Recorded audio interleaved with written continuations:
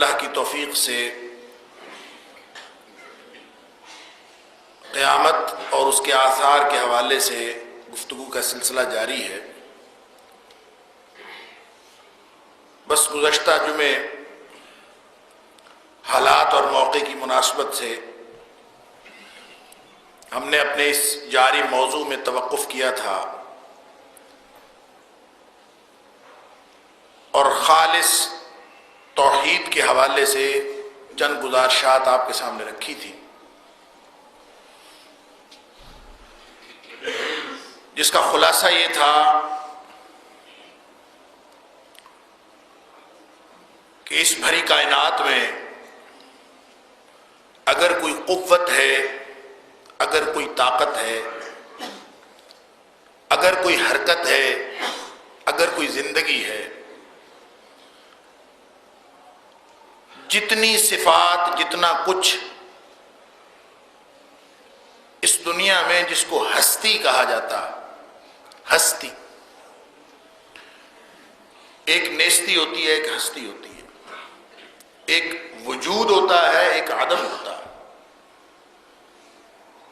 تو اس وجود کی پوری کائنات کے اندر جو کچھ بھی ہے، کسی چیز کی کوئی حقیقت نہیں سوائے اس کے کہ اس کو اللہ نے پیدا فرمایا ہے خاص حکمت کے تحت۔ ہر چیز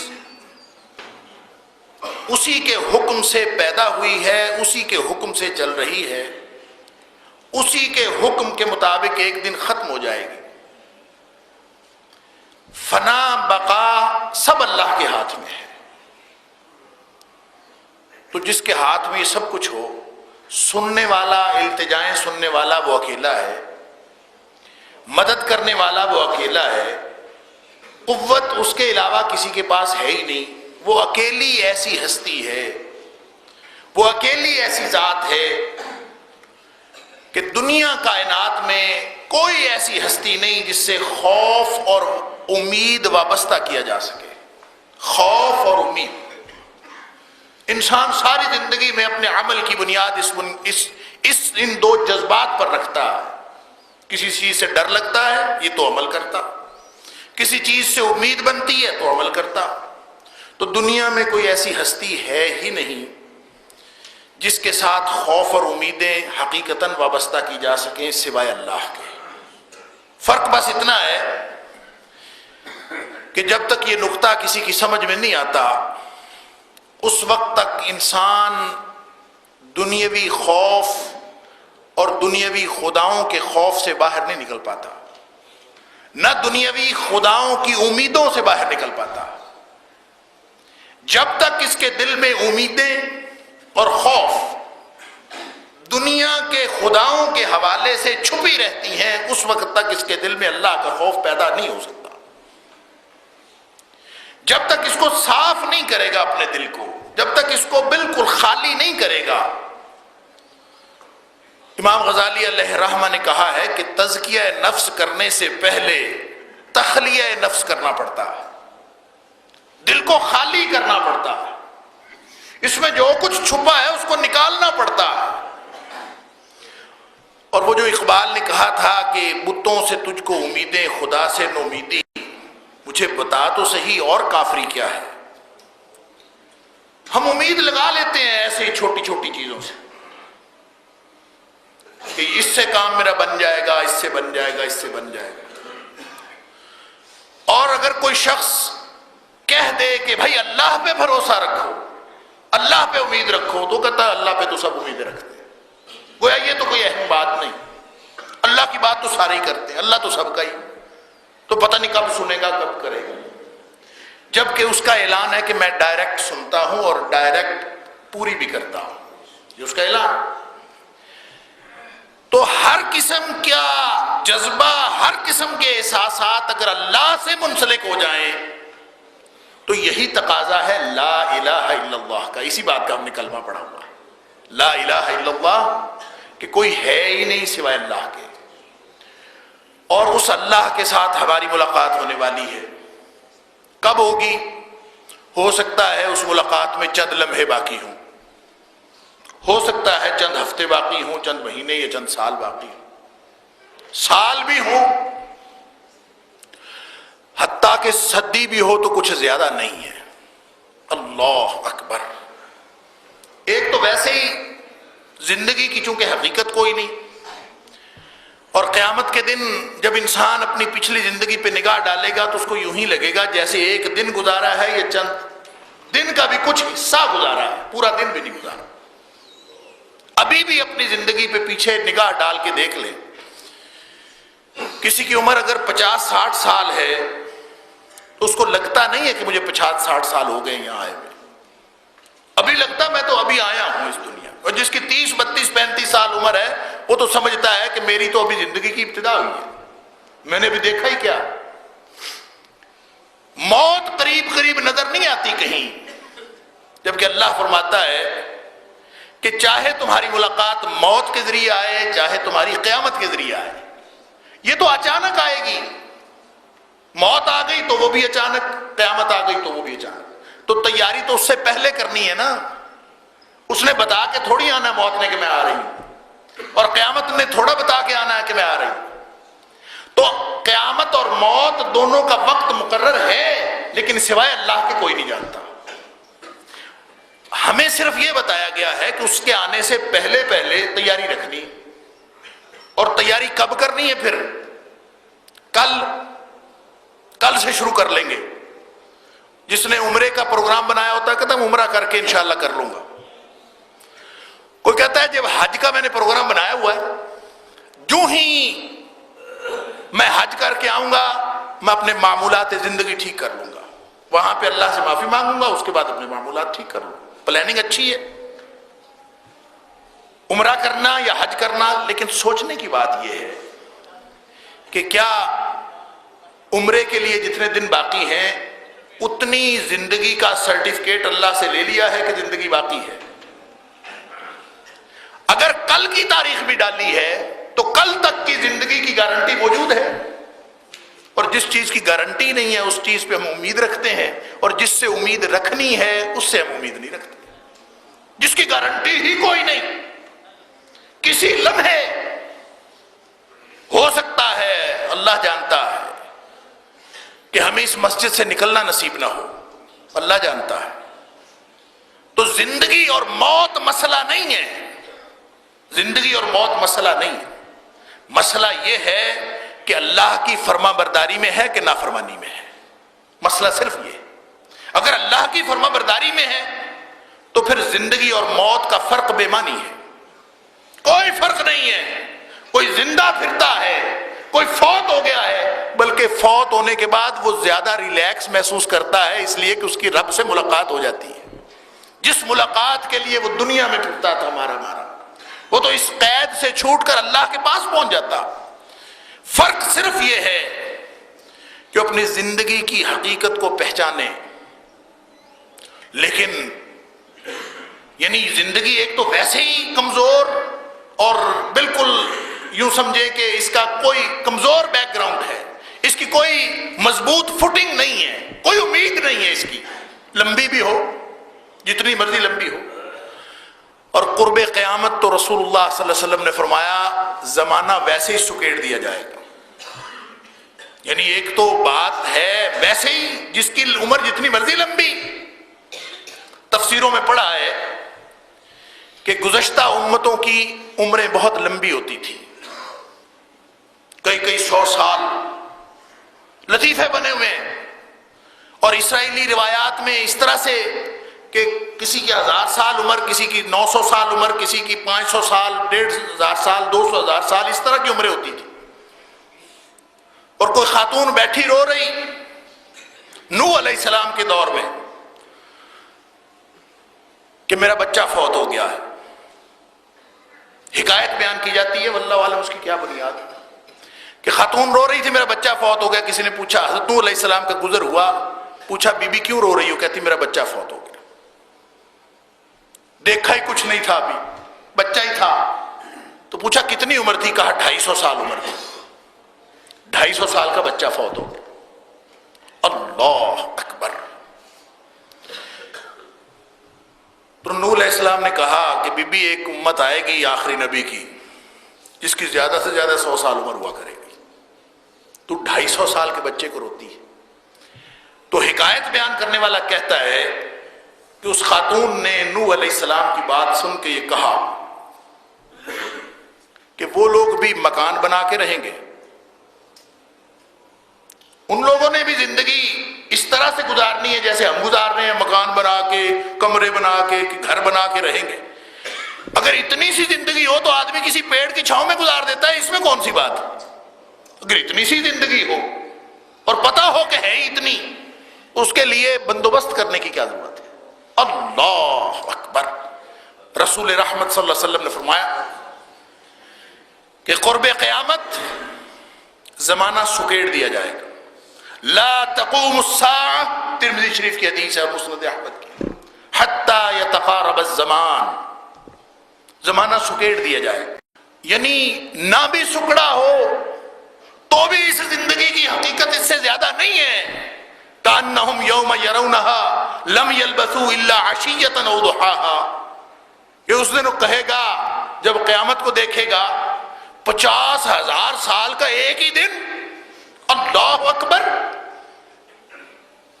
یعنی وہم و گمان میں بات نہیں آتی کہ اتنا لمبا ایک دن کیسے ہوگا۔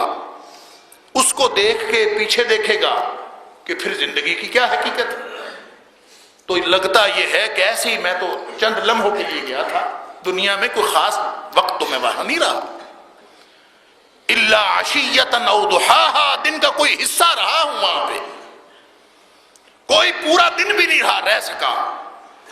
یہ تو عمومی بات ہے، لیکن قرب قیامت رسول اللہ صلی اللہ علیہ وسلم نے فرمایا یتقارب الزمان لا تقوم الساعة حتی یتقارب الزمان، زمانہ سکیڑ دیا جائے۔ کتنا سکیڑ دیا جائے، کتنا سکڑ جائے گا زمانہ؟ فرمایا اتنا کہ وَتَكُونَ السَّنَةُ كَالْجُمُعَةِ كَالشَّهْرِ وَتَكُونَ السَّنَةُ كَالشَّهْرِ، سال اس طرح ہو جائے گا جیسے مہینہ گزرتا۔ اللہ اکبر۔ وَالشَّهْرُ كَالْجُمُعَةِ، اور مہینہ یوں گزرے گا جیسے ایک ہفتہ گزر جاتا۔ وَتَكُونَ الْجُمُعَةُ كَالْيَوْمِ، اور ہفتہ اس طرح گزرے گا جیسے ایک دن گزر جاتا۔ یعنی وقت یوں سکڑا ہوا، جلدی جلدی گزرتا چلا جا رہا، زندگی کا پتہ ہی نہیں چلتا، جیسے برف پگھلتی جا رہی ہے، گرمی زیادہ ہو تو وہ اور تیزی سے پگھلتی ہے، دھوپ زیادہ نکلی ہو پتہ ہی نہیں چلتا، جلدی جلدی ختم۔ تو یہ پگھلتی برف زندگی کی، اللہ اکبر۔ فرمایا یتقارب الزمان وتكون السنة كالشهر والشهر كالجمعة وتكون الجمعة كاليوم، اور ہفتہ یوں گزرے گا جیسے دن گزرا۔ ويكون اليوم كالساعة، دن اس طرح سے جلدی سے گزر جائے گا جیسے گھنٹہ گزر گیا۔ اللہ، اور گھنٹہ فرمایا والساعة كالضرمة بالنار،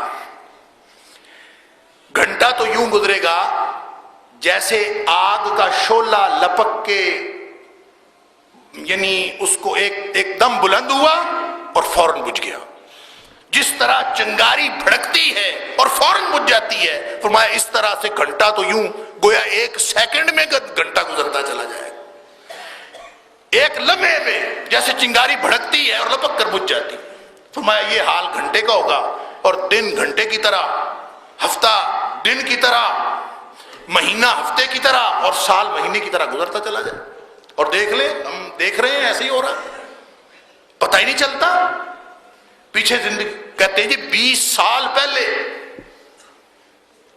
میں جب یہاں اس مسجد میں آیا ہوں، 2009 میں آ کے میں نے جمعہ پڑھایا ہے پہلا، اللہ اکبر۔ تو میں اس سے پہلے زندگی میں اس مسجد میں ایک دفعہ آیا تھا، اور میں نے بیٹھ کے سوچا کتنی دیر پہلے آیا تھا، تو سمجھ آئی 25 سال پہلے آیا تھا، اور کبھی سوچا ہی نہیں کہ اتنا وقت ہو گیا۔ تو رسول رحمت صلی اللہ علیہ وسلم نے بجا طور پر فرمایا کہ لا تقوم الساعة، اور پوری ہو گئی نشانی، لا تقوم الساعة حتى يتقارب الزمان، یوں زمانہ سکڑ گیا۔ اس زندگی پر امید لگا کے بیٹھے، اس زندگی پر امیدیں ہیں جس کا پتہ ہی کوئی نہیں ہے پگھلتی ہوئی برف کس وقت ختم ہو جائے گی اور اچانک ختم ہوگی، چاہے قیامت آ جائے چاہے موت آ جائے، اچانک آنی۔ تیاری کی ضرورت ہے اس سے پہلے۔ اگر موت آ گئی یا قیامت آ گئی سامنے دیکھ لی، اس وقت نہ توبہ قبول ہونی ہے نہ اس وقت نصیحت پکڑنے کا کوئی فائدہ۔ اللہ اکبر۔ فرمایا فَأَنَّىٰ لَهُمْ إِذَا جَاءَتْهُمْ ذِكْرَاهُمْ، جب آ گئی تو پھر نصیحت پکڑنے کا کوئی فائدہ نہیں۔ ایک حدیث میں رسول اللہ صلی اللہ علیہ وسلم فرمایا یتقارب الزمان، متفق علیہ حدیث ہے بخاری اور مسلم شریف کی، کہ قیامت اس وقت قائم ہوگی کہ زمانہ قریب ہو جائے گا، سکڑ جائے گا زمانہ، وقت کا پتہ ہی نہیں چلے گا کدھر جا رہا ہے۔ اور یوں آدمی سوچتے سوچتے کوئی مہینے گزر جاتے میں یہ کام کر لوں، کئی سال گزر جاتے میں یوں کر لوں، پلاننگ کرتے زندگی گزرتی چلی جا رہی۔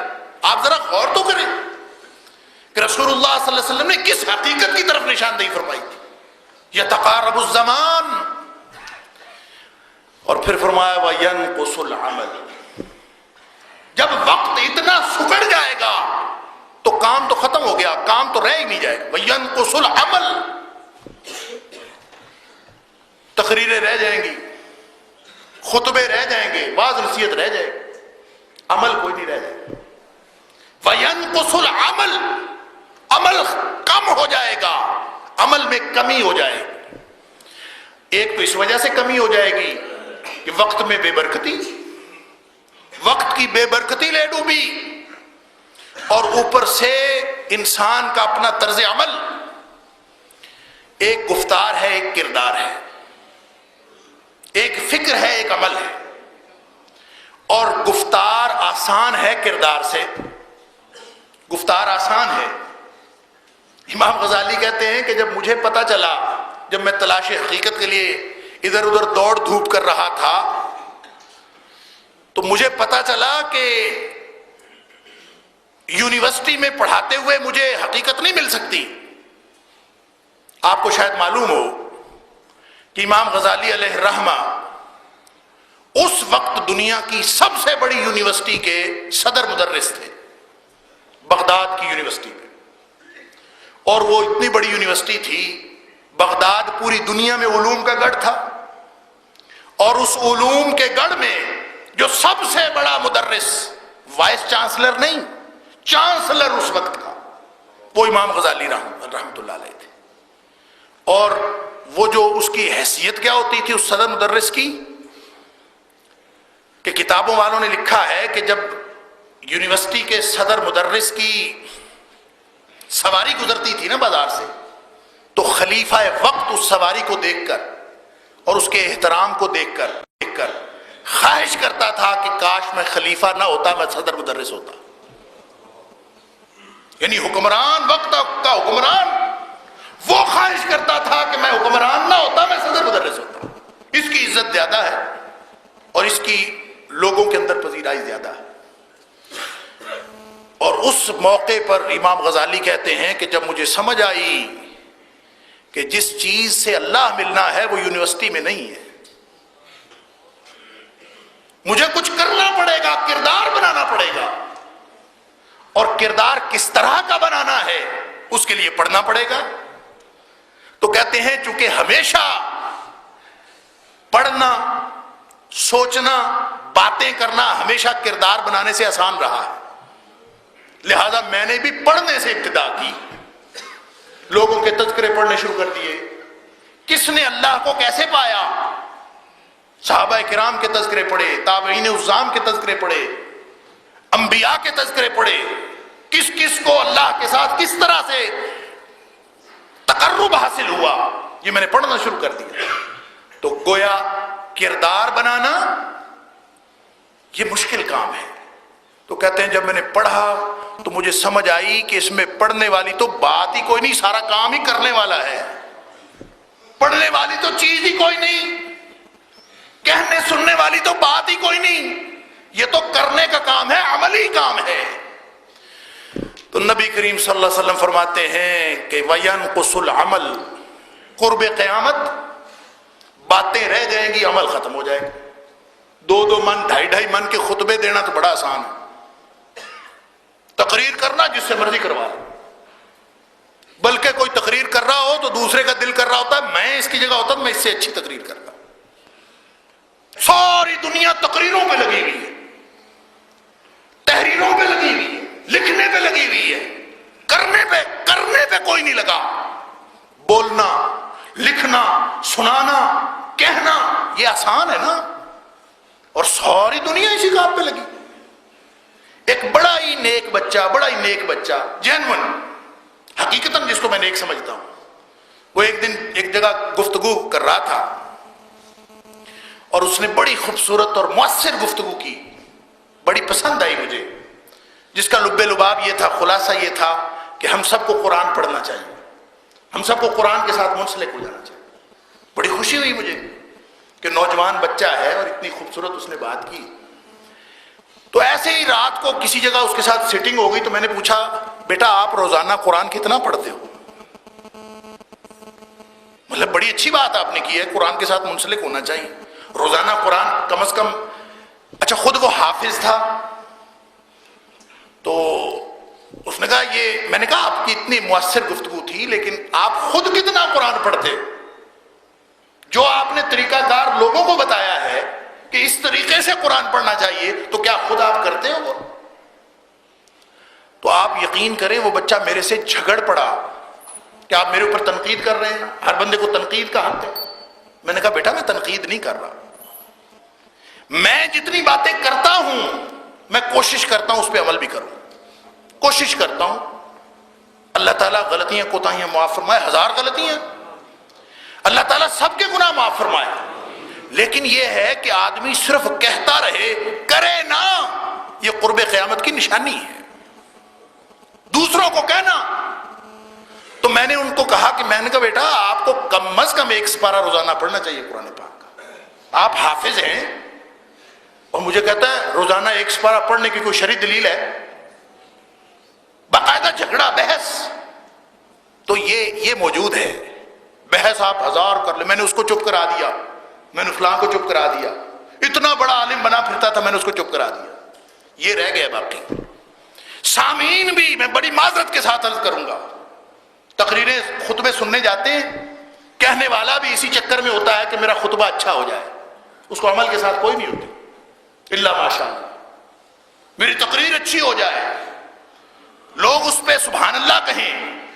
بلکہ اب تو ایسے خطبہ اللہ تعالیٰ معاف فرمائے جو خود کہتے ہیں کہو سبحان اللہ، سبحان اللہ نہ کہو تقریر آگے نہیں چلتی، اس کا بھی مطمع نظر یہ۔ اور سامعین کو اللہ نے ایسا تنقیدی ذہن کا بنایا ہے کہ وہ پورا جمعہ خطبہ تقریر لیکچر سنتے ہیں اس خیال سے اور اس توجہ سے کہ بھلا کتنی غلطیاں کرتا ہے مولوی، تاکہ اس کو پکڑا جائے بڑا عالم بنا پھرتا ہے۔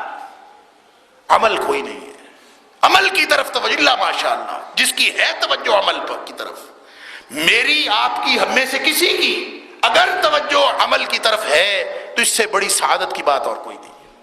خوش ہوں ہم کہ اللہ کا شکر ہے عمل کی طرف توجہ ہے۔ یہ کہنا کہ قد افلح من تزکا وذکر اسم ربہ فصلی، بہت سارے لوگوں سے میں سنا کہ 3 باتیں ہیں کامیابی کے لیے، یہاں پہ اللہ تعالیٰ نے مختلف جگہوں پہ کامیابی کے لیے مختلف چیزیں مختلف پیرائے میں بیان فرمائی۔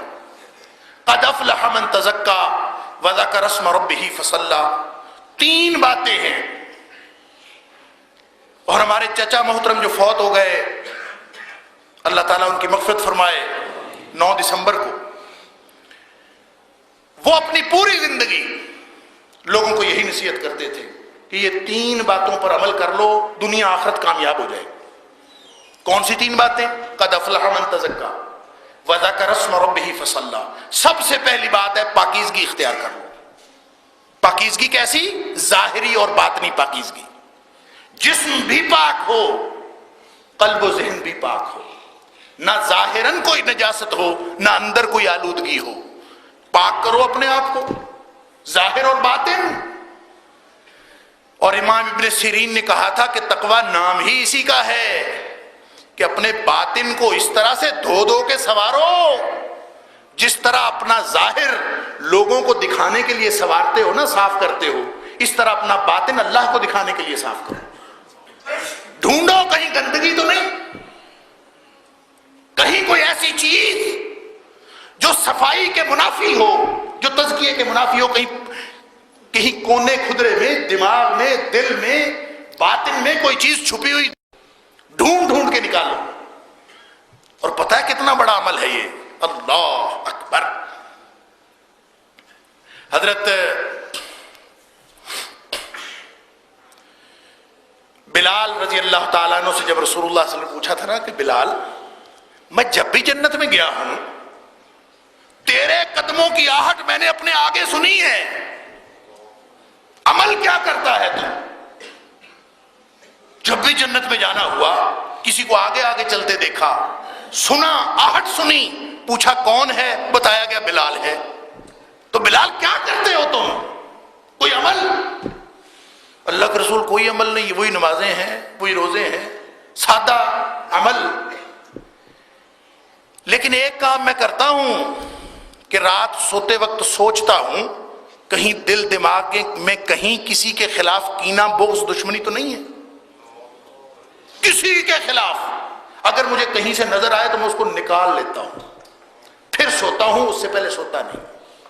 کسی پر غصہ ہو، کسی پہ ناراضگی ہو، کسی کے بارے میں نفرت دل میں آئے، کسی بغض، کینہ، دشمنی، میں دل صاف کر کے سوتا ہوں. ہر مسلمان کے لیے یہ ایک کام میں کرتا ہوں. اللہ تعالیٰ نے جنت میں قدموں کی آہٹ رسول اللہ صلی اللہ علیہ وسلم کو سنائی. چھوٹا عمل نہیں. ڈھونڈو کہاں ہے. قد افلح من تزکا، یہ کرنے کا کام ہے، کہنے کا نہیں ہے. یہ صرف اور صرف خطبے تقریر کی بات نہیں ہے، کرنے کا کام. ظاہری اور باطنی پاکیزگی، جس طرح ظاہر کی پاکیزگی غسل کیے بغیر ہو نہیں سکتی، کپڑے دھوئے بغیر ہو نہیں سکتی، عمل کرنا پڑے گا. اسی طرح باطن کی پاکیزگی عمل کے بغیر ہو نہیں سکتی. وَذَكَرَ اسْمَ رَبِّهِ فَصَلَّى، نمازیں پڑھے اور اللہ کا ذکر کرے. یہ تین کام ہیں. اب یہ ذکر کرتے ہوئے ذہن میں یہ ہونا چاہیے کہ اللہ مجھے ذاکرین میں لکھ لے.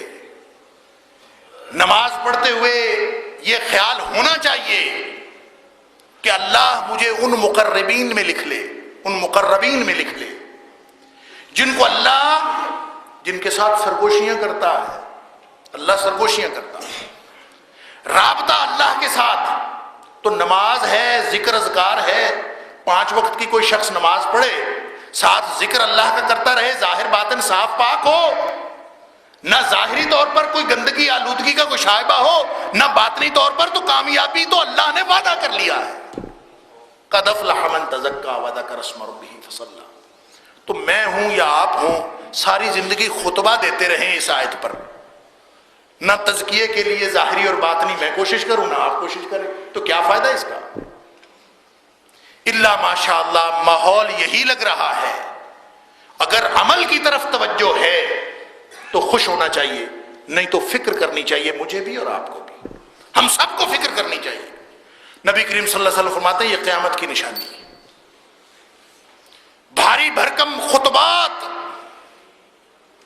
فلاں کے خطبات چھپ گئے، فلاں کے خطبات، بڑا خطبہ دیتا، بڑا شعرا ہے، بڑا خطبہ دیتا. اللہ اکبر. عملاً کوئی شخص کتنا دین پر کاربند ہے یہ دیکھنا ہے اللہ نے. خطبے شتبے کوئی، یہ تو پکڑے جانے ہیں. اللہ تعالیٰ معاف فرمائے. اگر عمل کوئی نہیں تو اس سے بڑی کوئی خطرناک بات کوئی نہیں کہ آدمی دوسروں کو کہے اور اپنا آپ بھول جائے. ساری زندگی دوسروں کو کہتا پھرے، اپنا عمل ہی کوئی نہ ہو. اللہ اکبر. اللہ تعالیٰ مجھے اور آپ کو عمل کی توفیق عطا فرمائے. تو نبی کریم صلی اللہ علیہ وسلم فرمایا یتقارب الزمان، متفق علیہ روایت ہے. زمانہ قریب قریب سکڑ جائے، وقت سکڑ جائے گا، جلدی جلدی برف پگھلتی جائے گی، لوگ سوچتے سوچتے وقت ضائع کرتے رہیں گے. ینقص العمل، عمل یوں ختم ہو کے رہ جائے گا. اللہ اکبر. اور ساتھ فرمایا وَتَظْهَرُ الْفِتَنُ، بے شمار فتنے ظاہر ہوں گے. ایک تو وقت کے سکڑنے کی وجہ سے عمل نہیں ہوتا، کام نہیں ہوتا. دوسرا فتنوں کی وجہ سے وقت ضائع ہوتا. وَتَظْهَرُ الْفِتَنُ، اتنے فتنے ظاہر ہوں گے. ابھی میں آج اخبار پڑھ رہا تھا تو اس میں لکھا تھا کہ کل چونکہ وزیر اعظم نے عدالت میں پیش ہونا تھا تو ساری قوم کام چھوڑ کے ٹی وی پر بیٹھ گئی تھی، بھلا کیا ہونے والا وہاں پہ. اللہ اکبر. اور اس طرح کی کتنی باتیں ہیں روز ہم دیکھتے ہیں، ایسے ایسے فتنے کہ انسان کو کسی طرف کا نہیں چھوڑتے. اللہ اکبر. اور ساری توجہ اس طرف. اور اس فتنوں پہ بات ہو چکی ہے. اللہ کے رسول صلی اللہ علیہ وسلم نے فرمایا تھا کہ میں تمہارے اوپر فتنے یوں اترتے دیکھ رہا ہوں جس طرح بارش آسمان سے نازل ہوتی ہے. بارش کے قطروں کی طرح فتنے اترتے دیکھ رہا ہوں، یکے بعد دیگرے فتنے. اور مسلم شریف کی حدیث جو آپ سن چکے ہیں پہلے بھی، نبی کریم صلی اللہ علیہ وسلم نے فرمایا تھا بادروا بالاعمال فتنا کقطع اللیل المظلم. جلدی کر لو اعمال جس نے کرنے ہیں، جلدی کر لو اس سے پہلے کہ تمہارے اوپر ایسے فتنے نازل ہو جائیں جو اندھیری رات کی طرح ہے. تمہیں کہیں کا نہیں چھوڑیں گے. اندھیری رات میں آدمی کچھ بھی نہیں کر سکتا، نہ اٹھ سکتا ہے نہ چل سکتا ہے، راستہ نظر نہیں آتا. تو فرمایا اندھیری رات کے فتنے آنے سے پہلے بادروا بالاعمال، اس اندھیری رات کی طرح کے فتنوں میں مبتلا ہونے سے پہلے عمل میں جلدی کر لو، جلدی عمل کر لو. اور اگر وہ فتنے آ گئے تو پھر بھلا کیا ہوگا؟ فرمایا بڑی خطرناک صورتحال ہے. یصبح الرجل مؤمنا ویمسی کافرا. کوئی شخص جو ہے صبح کو مومن ہوگا، شام کو کافر ہوگا. ویمسی مؤمنا ویصبح کافرا. کوئی شخص شام کو مومن ہوگا، صبح اٹھتے ہو کافر ہوا پڑا ہوگا. اللہ اکبر. فتنے پہ فتنہ. اور پھر فرمایا وَيَبِيعُ دِينَهُ بِعَرَضٍ مِّنَ الدُّنْيَا. دنیا حاصل کرنے کے لیے اپنا دین بیچ ڈالے گا. ایسی خطرناک صورتحال، ایسا فتنہ، ایسی مصیبت، اللہ محفوظ فرمائے ایسے فتنے سے. تو فرمایا ایسے فتنے آنے سے پہلے عمل کر لو، وگرنہ عمل کی تو گنجائش نہیں رہے. قرب قیامت، یتقارب الزمان، وقت سکڑ گیا. وینقص العمل، عمل میں کمی ہو گئی، عمل نہیں رہا، خطبے رہ گئے. وتظہر الفتن، فتنے اتنے زیادہ. اور ساتھ فرمایا ویلقی الشح. ایک اور نشانی یہ ہے کہ خود غرضی بڑھ جائے گی. اللہ اکبر. دیکھ لیجئے خود غرضی کو. کہتے ہیں آج تو بھائی کا نہیں بنتا. اس سے بڑی بات کیا ہو سکتی کہ کوئی رشتہ باقی نہیں رہا، کوئی اعتماد باقی نہیں رہا. یلقی الشح، خود غرضی اور بخیلی. فرمایا یہ لوگوں کے دلوں میں ڈال دی جائے گی، اور لوگ بخیل، کنجوس، پرلے درجے کے خود غرض. ایک دوسری حدیث میں، مسند احمد کی حدیث ہے، اس میں رسول اللہ صلی اللہ علیہ وسلم نے فرمایا یہ خود غرضی کے مینیفیسٹیشنز ہیں، اس کے مظاہر ہیں کچھ. جب آدمی خود غرض ہو جاتا ہے تو ظاہر ہے وہ کسی کو کب پوچھتا.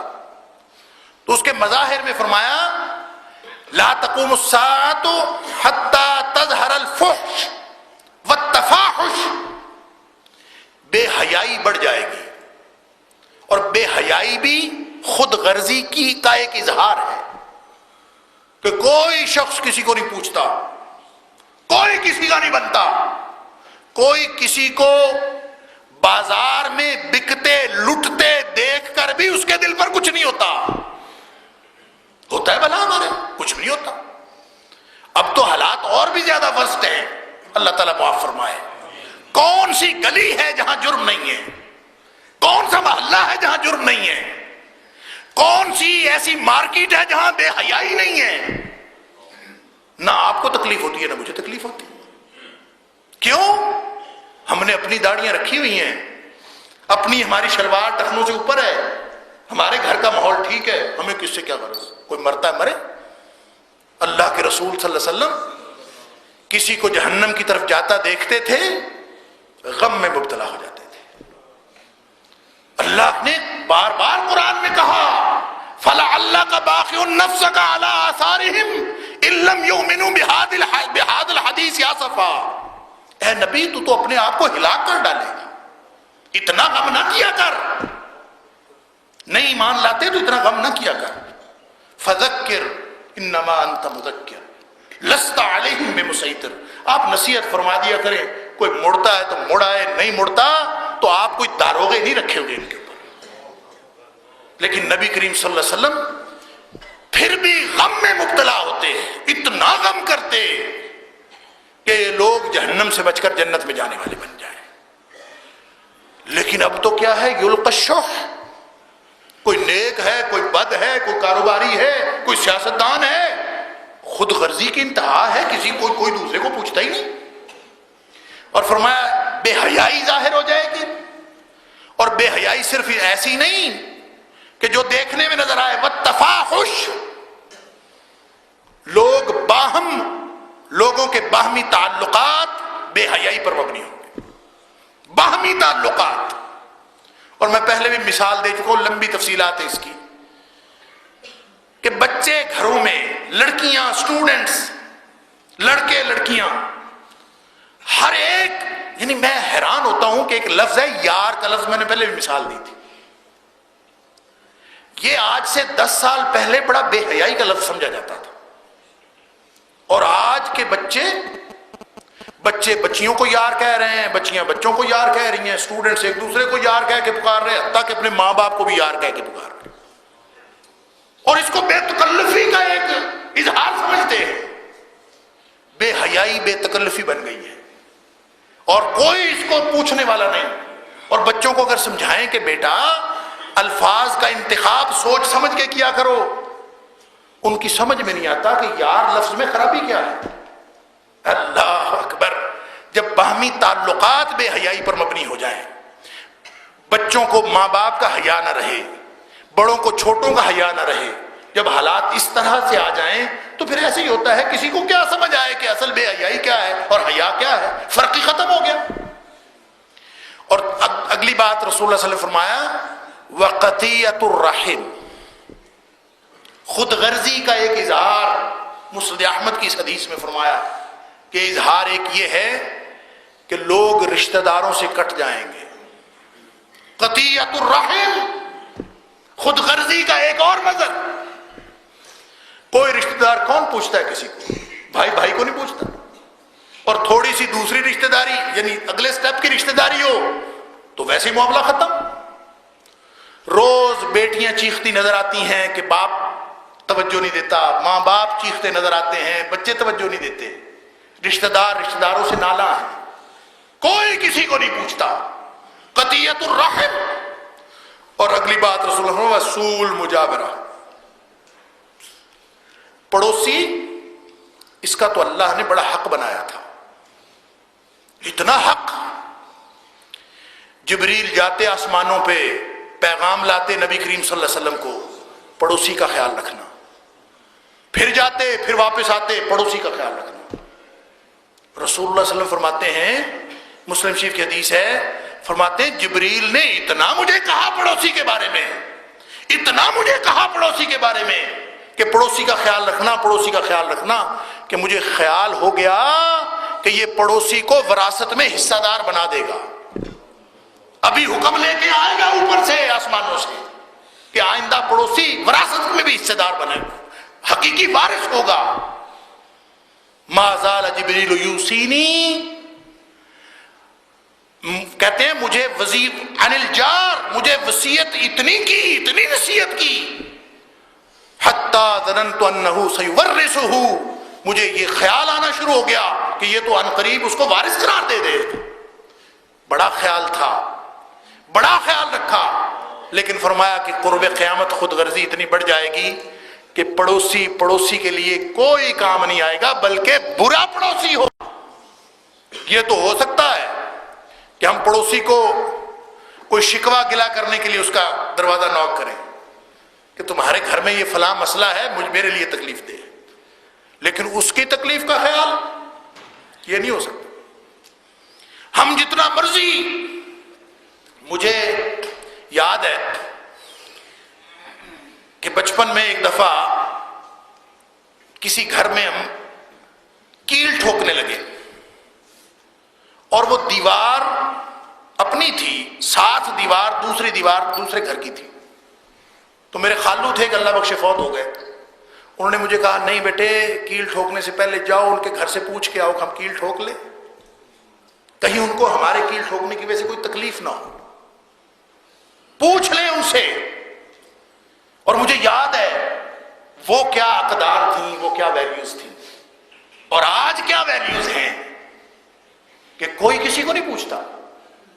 پورے محلے میں کبھی کسی نے چھت پہ چڑھنا ہوتا تھا نا، تو پہلے ارد گرد کے گھروں میں پردہ کرواتے تھے کہ بھائی وہاں فلاں جگہ مستری چھت پہ چڑھنے ہیں، کام کرنا ہے، آپ لوگ پردہ کر لیں، چاہے وہ پردے والی خواتین ہو چاہے نہ ہو. حیا ہوتا تھا، غرض ہوتی تھی، محبتیں ہوتی تھی. رسول کریم صلی اللہ علیہ وسلم فرمایا قرب قیامت سوء المجاورہ ہوگی، بدترین پڑوسی ہوں گے ایک دوسرے کے، برائیوں میں تو ہوں گے، تکلیف دینے میں تو ہوں گے، خیال رکھنے میں کوئی نہیں ہوگا. اللہ اکبر. اور یہ بھی اس بدسلوکی کا اور وہ جو کنجوسی ہے اور بخیلی ہے اور خود غرضی ہے، یلقی الشح. اللہ اکبر. وقت ہو گیا. انشاءاللہ اللہ کی توفیق سے مضمون جاری رہے گا. اللہ تعالی ہمیں سمجھ عطا فرمائے اور عمل کی توفیق عطا فرمائے. واخر دعوانا